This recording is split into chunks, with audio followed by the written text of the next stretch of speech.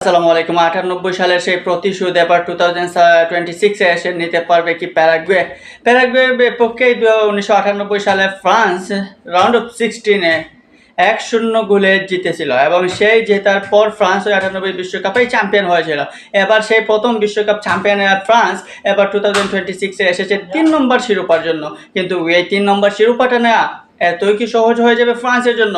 কিন্তু হতে পারে সহজ, কারণ ফ্রান্সের আপনি যদি গ্রুপ স্টেজ কিংবা রাউন্ড অফ 32 এর যে 4টা ম্যাচ রয়েছে সেই 4টা ম্যাচ দেখেন, তাহলে বলতে পারেন যে এই বিশ্বকাপের সবচেয়ে শক্তিশালী দল হচ্ছে এই ফ্রান্স। কারণ এই ফ্রান্স এই 4 ম্যাচে 13টা গোল দিয়েছে প্রতিপক্ষকে। শুধু 4 ম্যাচে 13টা গোল না, তাদের দলের যে রয়েছে একঝাঁক স্কোরার, বিশেষ করে কিলিয়ান এমবাপ্পে তো রয়েছেন সময়ের উড়ন্ত ফর্মে। জাতীয় দল কিংবা লিগে তার পারফরমেন্স সবখানেই সমান, কিন্তু লিগের চেয়ে মনে হয় যে জাতীয় দলে তিনি আর একটু বেটার পারফরমেন্স দেখান। সো সেই 98 চ্যাম্পিয়ন এবং 2018 চ্যাম্পিয়ন ফ্রান্সের মুখোমুখি হচ্ছে প্যারাগুয়ে।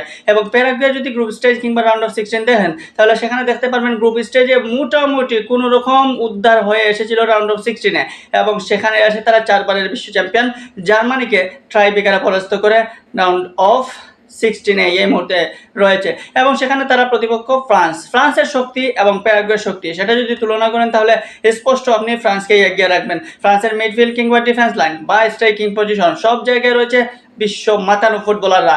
এই ফ্রান্স সেই 2014 পর থেকে ধারাবাহিক পারফরমেন্স করে আসছে।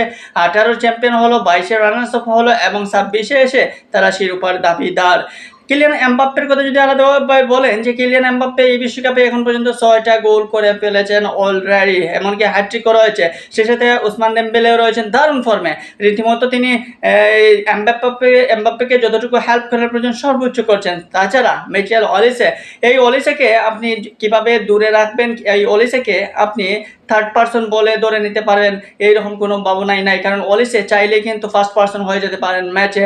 এই অলিসে এখন পর্যন্ত বিশ্বকাপে 5টা অ্যাসিস্ট অলরেডি করে ফেলেছেন, এমনকি গোলও রয়েছে 2টা। সো অলিসের যে দৌড়টা, সেই অলিসের দৌড়ের সাথে এমবাপ্পে কিংবা দুয়ে কিংবা ওসমান দেমবেলে আর বার্কুলারা যদি একসাথে একযুগে পারফরমেন্স করেন, তাহলে প্রতিপক্ষ যেই হোক না কেন তাদের জুড়িতে গোলের সংখ্যা কম হলেও খালি হওয়ার কথা।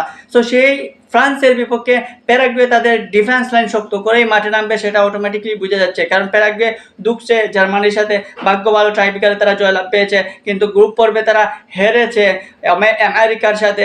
গ্রুপ পর্বে তারা কোনো রকম তুরস্কের সাথে জয়লাভ করে রাউন্ড অফ 16 টিকিটটা নিশ্চিত করে ফেলেছিল, রাউন্ড অফ 32 টিকিটটা নিশ্চিত করে ফেলেছিল। সো এখন প্যারাগুয়ে এবং এই ফ্রান্সের ম্যাচটা রাউন্ড অফ 16 আপনি হয়তো তেমন হাড্ডাহাড্ডি ম্যাচ ভাবতে পারবেন না, কিন্তু গ্রুপে স্টেজে কিংবা নকআউট পর্বের যে গ্রুপ স্টেজের যে নকআউট পর্ব অনেকটা ব্যতিক্রম। আমরা গতকালকে দেখলাম যে আর্জেন্টিনা এবং ক্যাপ ভার্দের ম্যাচ, যে ক্যাপ ভার্দেকে আর্জেন্টাইন ফ্যানরা বা বিশ্ব ফুটবলে আর্জেন্টাইন যারা রীতিমতো ভক্ত রয়েছে তারা গোনায় ধরেছিলেন না, কিন্তু সেই ক্যাপ ভার্দে একদম আর্জেন্টিনাকে নাস্তা নাবুদ করে ছেড়েছে। ভাগ্য ভালো তারা জয়লাভ পেয়েছে। সব প্যারাগুয়ের ক্ষেত্রেও সেম অবস্থাও হয়ে যেতে পারে, কারণ নকআউট পর্বে কোনো দলের ছুটো না।